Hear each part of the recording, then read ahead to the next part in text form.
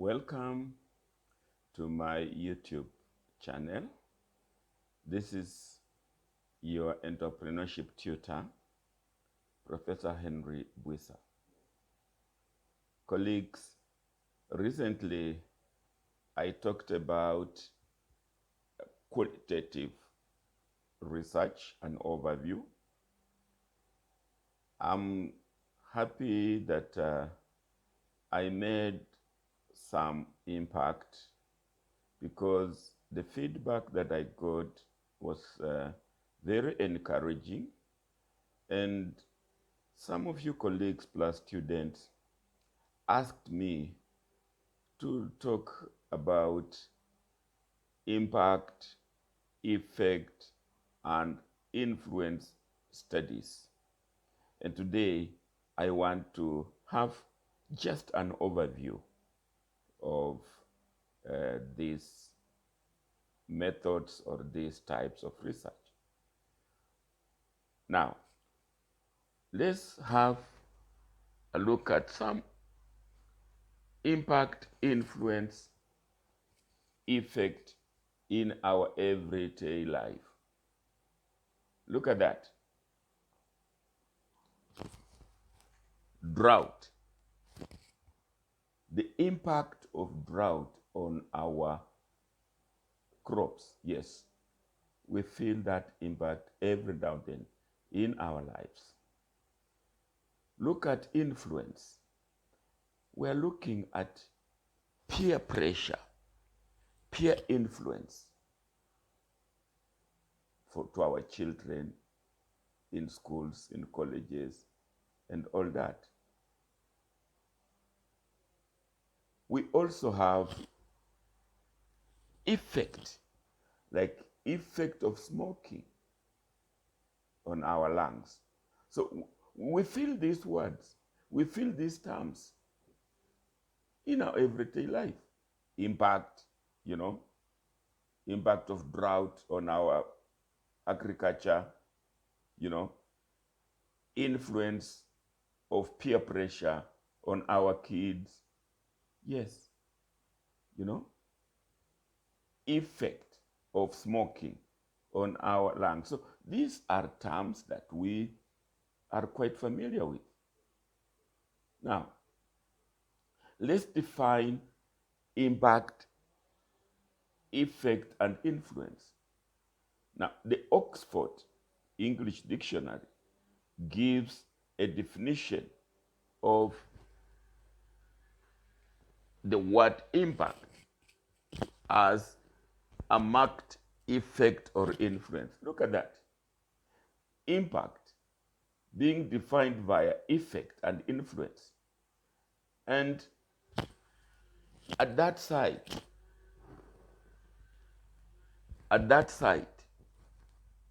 it says that the main difference between impact and effect is that impact is the influence of an action or a phenomenon on something or someone, whereas effect is the consequences, outcome of action or phenomenon. Colleagues, you will agree with me that clearly there is some very blurred difference between these three terms. They can be used synonymously if you like. But look at it, read between the lines. There is a thinly veiled commonality among them as far as research is concerned. And this seems to be intervention and change. Drought intervenes and our crops change. Peer pressure intervenes and the behavior of our kids change. Smoking intervenes and our lungs change.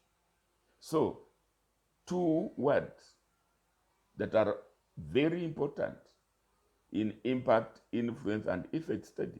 There must be an intervention that causes those results or that brings up that change. And that is what we need, or we should be measuring in our studies of impact, influence, and effect. Now, therefore, these studies, impact, effect, and influence, do assess how outcomes have been affected by an intervention, whether the outcomes were intended or not intended. Yes, an intervention can come in, a policy can come in with good intentions, but it can bring bad intentions or unplanned intentions. All those are what we look at when we are talking about impact. Is it a negative impact? Was it a positive impact? Was it both? Now, the proper analysis of such studies requires a counterfactual of what those outcomes would have been in the absence of an intervention. In other words, when we're talking of an impact of an intervention, we are also at the back of our mind asking, what would have happened if this intervention was not there? That will be the true impact study. What would have happened if I didn't take my kids to school to get this peer pressure? You know, what would have happened if I didn't smoke? That's the counterfactual. And without the counterfactual, it will be tricky to actually do an impact. Look, we have examples. Let me give you some examples of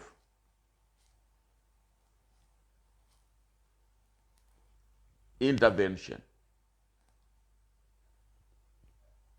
Intervention is something that comes between two things, or something that changes the course of something.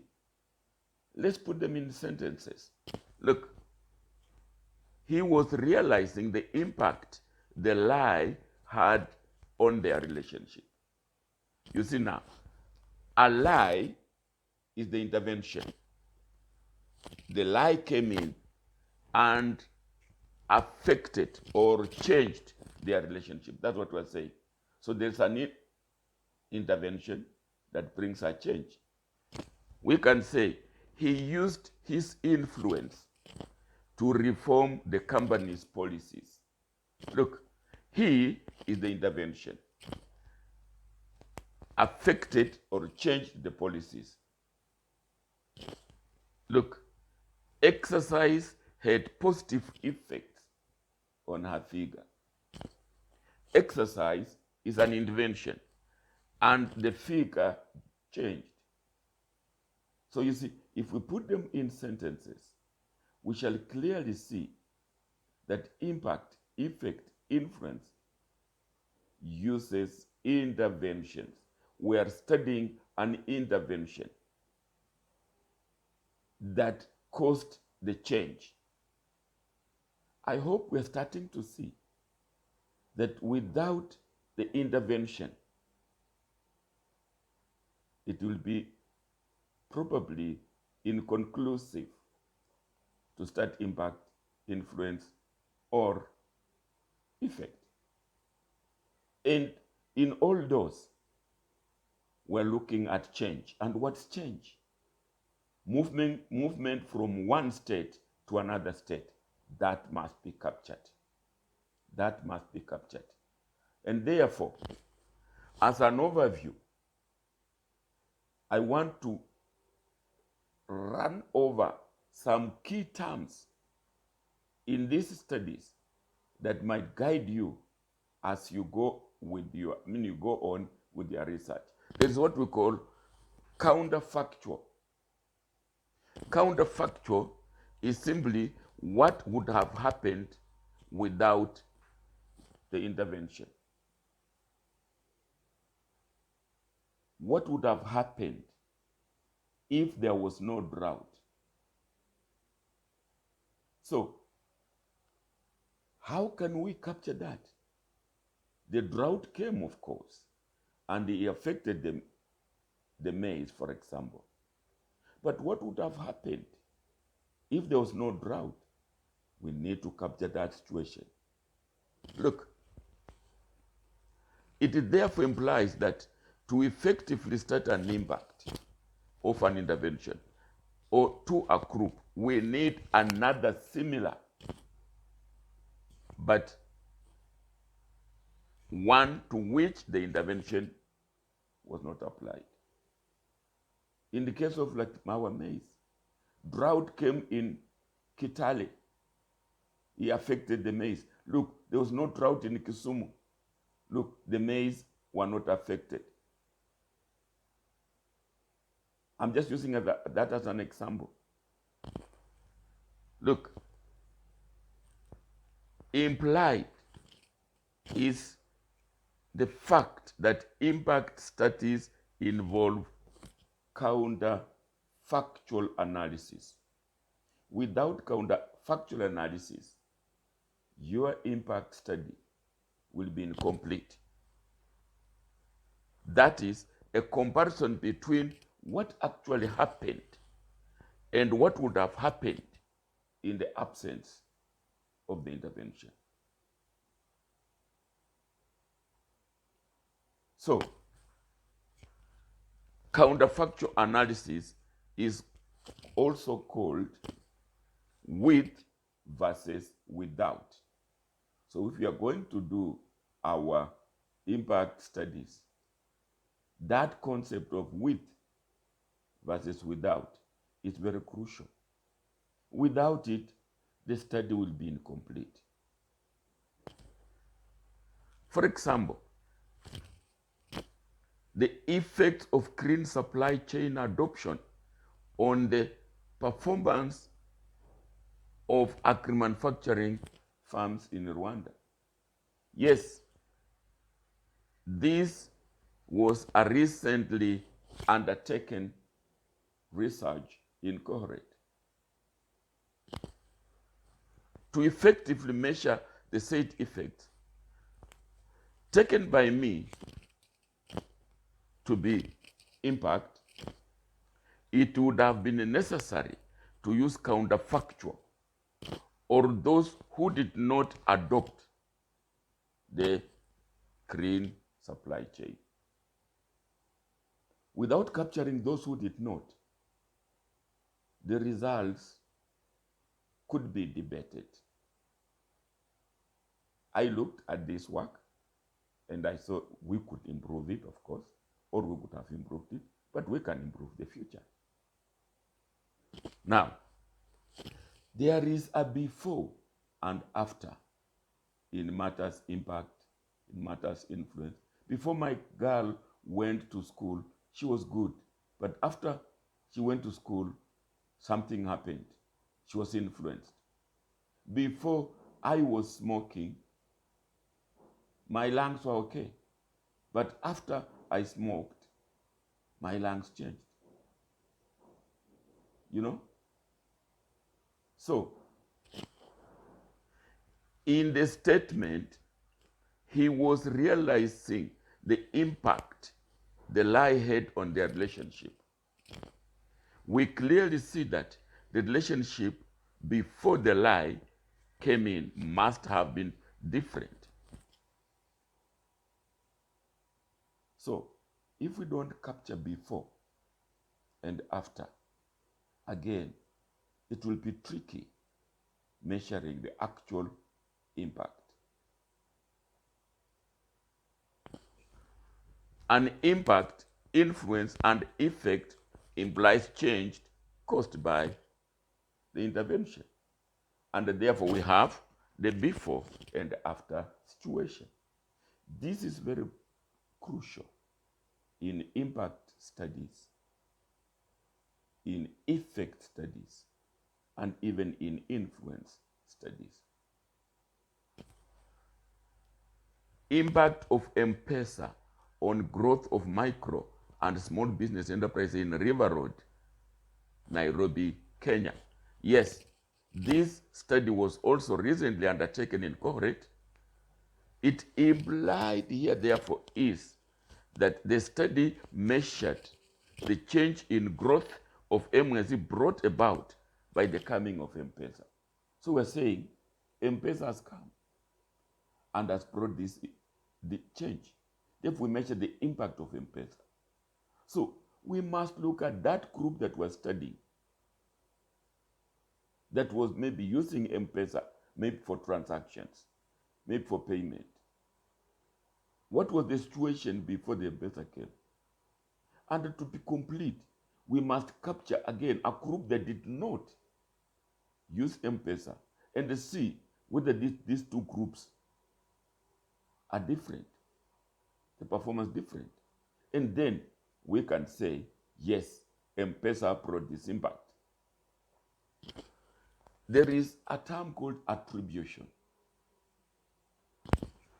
Attribution is, in simple terms, is the action of regarding something as being caused by an intervention.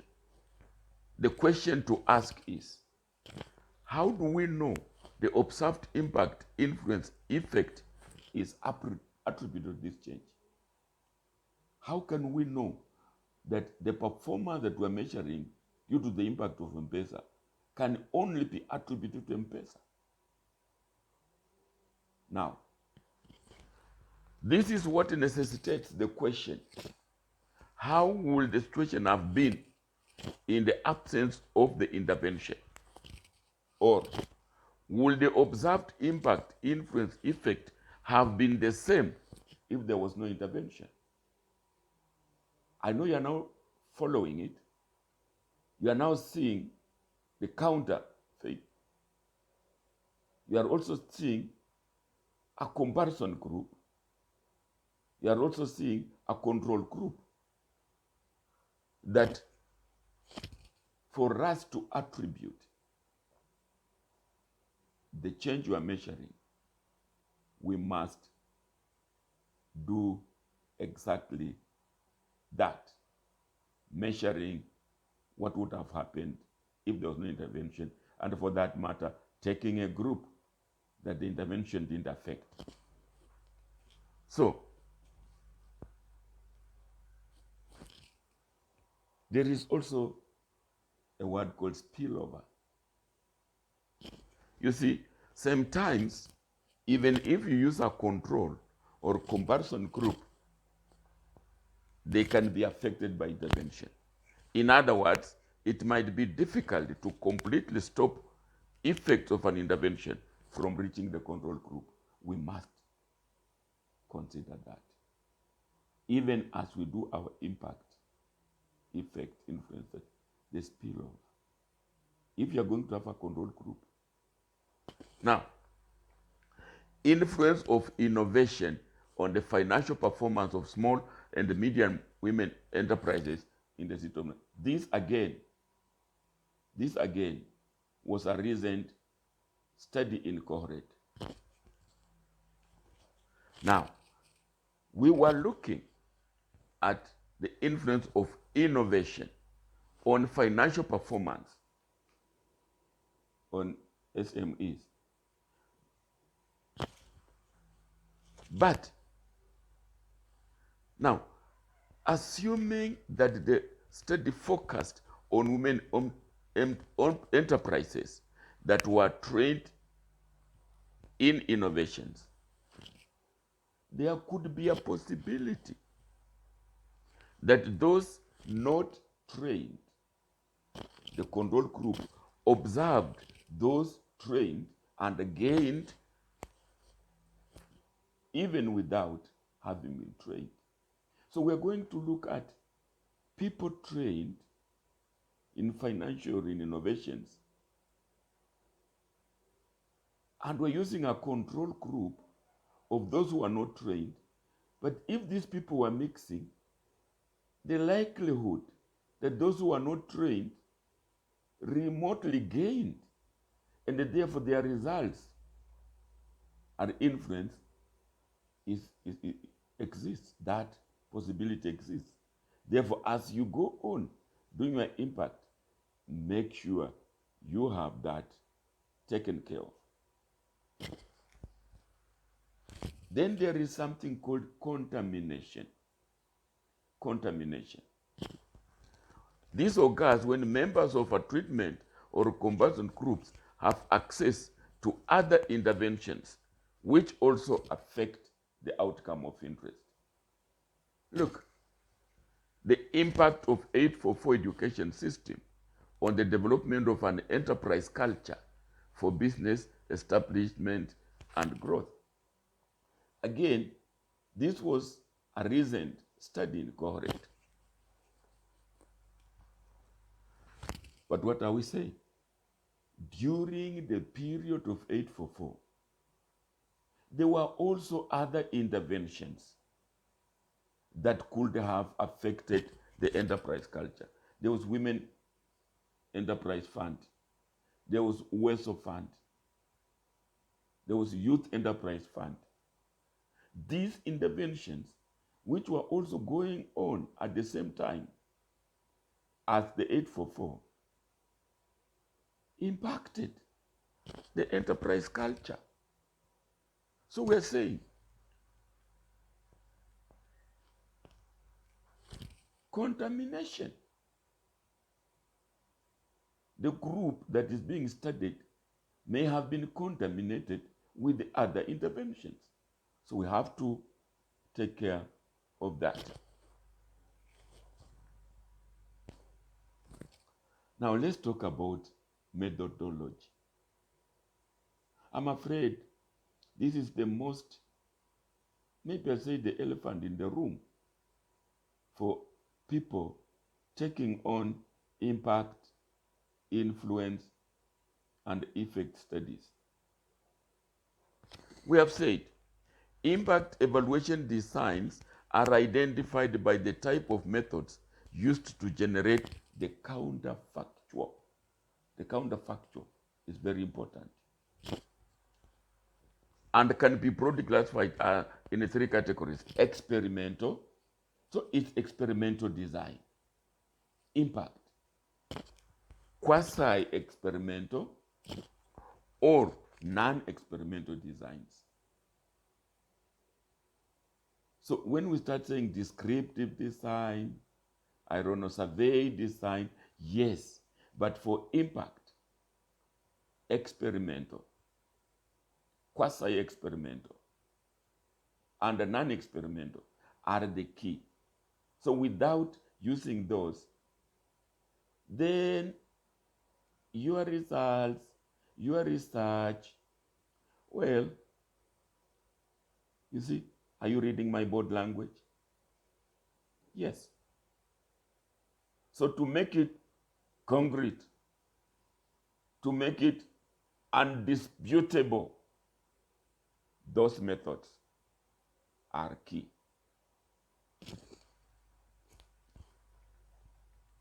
Now, many of the studies I have looked at in Incoherent on impact, effect, and influence did not effectively imply those methods or those methodologies. But then what is experimental?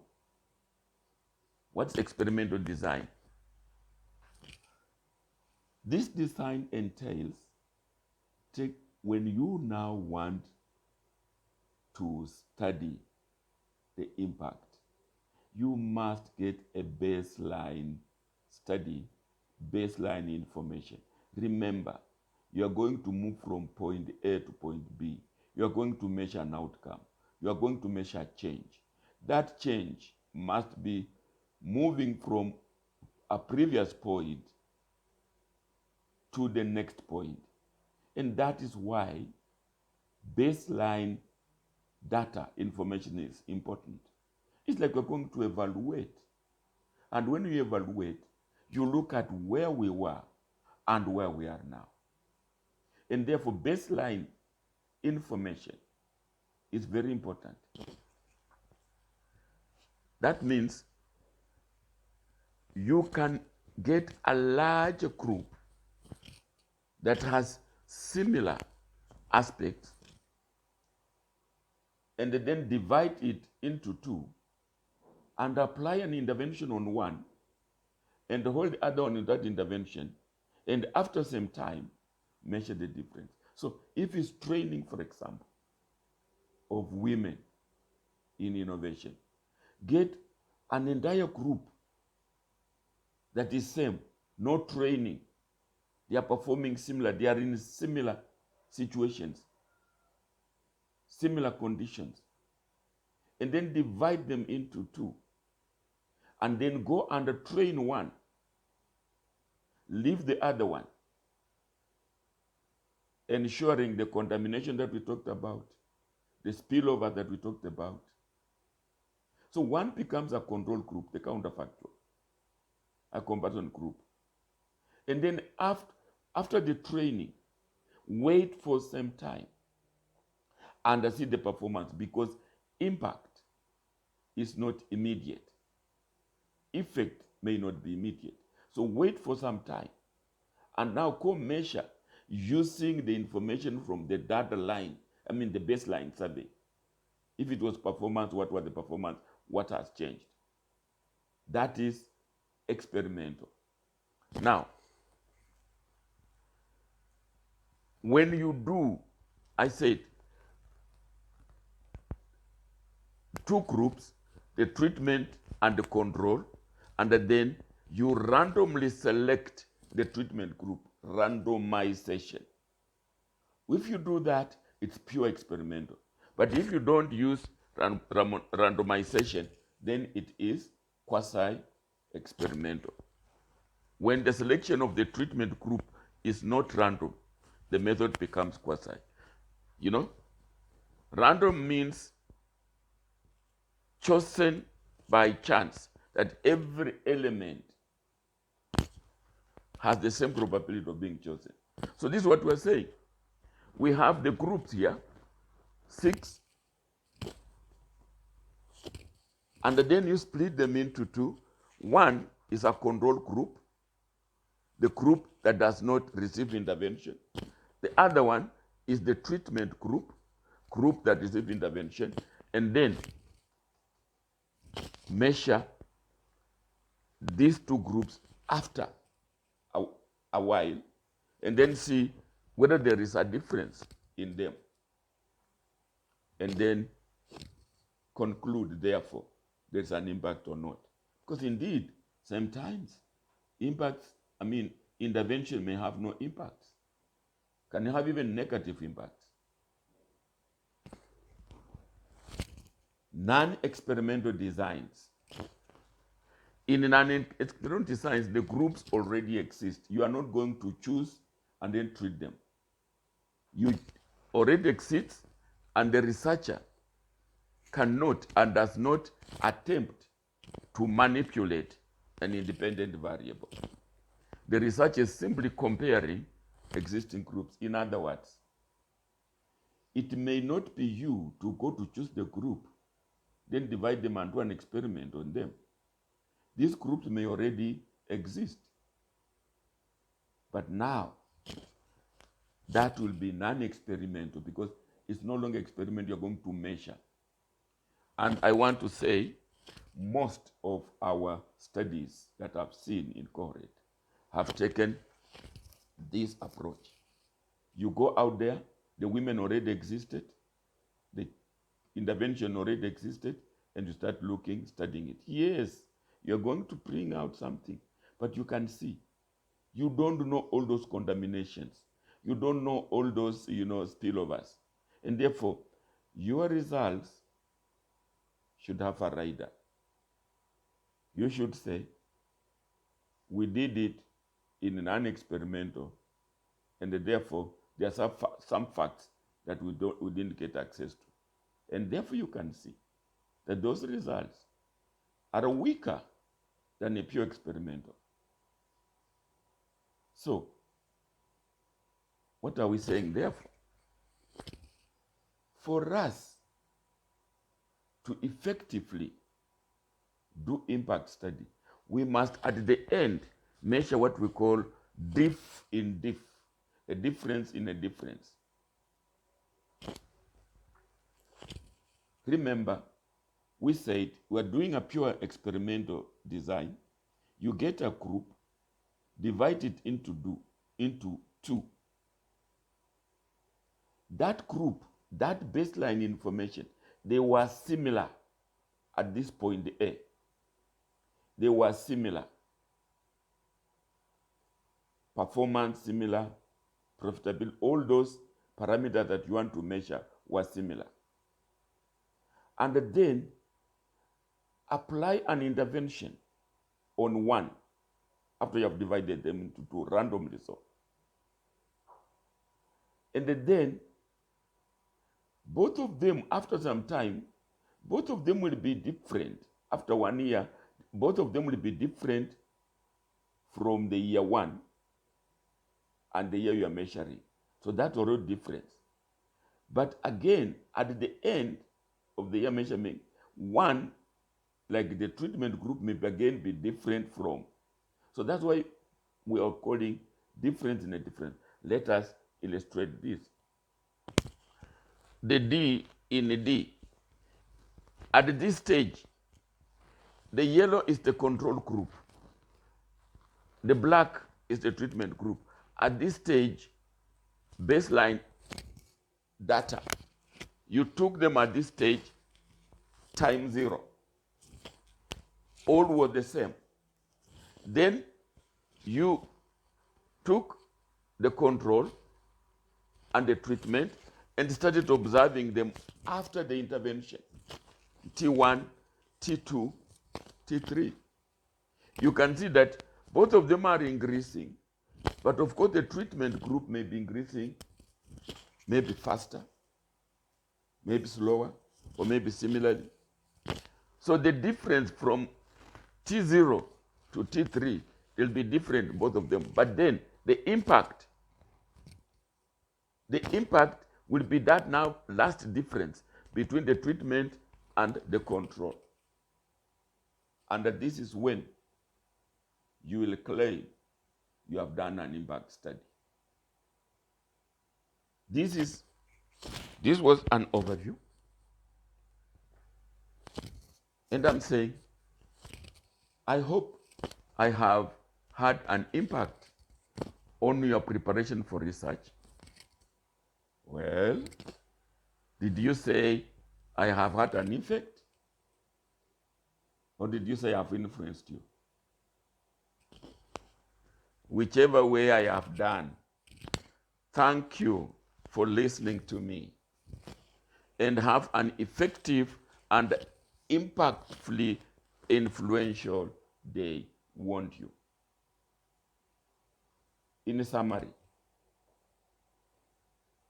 doing an impact, an effect, and an influence study is tricky. It is doable. It is involving. Methodologies that we use on them are specific, special.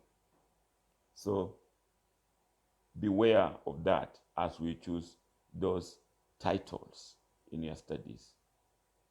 Now, if you enjoyed it, please like it, share it. Let's share this knowledge. Also subscribe for being notified on my other postings. But maybe you wish to support us as we bring you more. If you really want to support us, you can donate. You can reach us on that website. There is direction for donation. Or you can just use this Lipa na M-Pesa buy goods number 5476465. But most importantly, consider these methodologies, this overview, as you go on to do your impact. Because after all, you will publish those results, but people looking at it will doubt. People looking at your work will be like, is this an impact? And therefore, you can easily injure your profession by doing a half-hearted impact, effect, influence study. Thank you very much.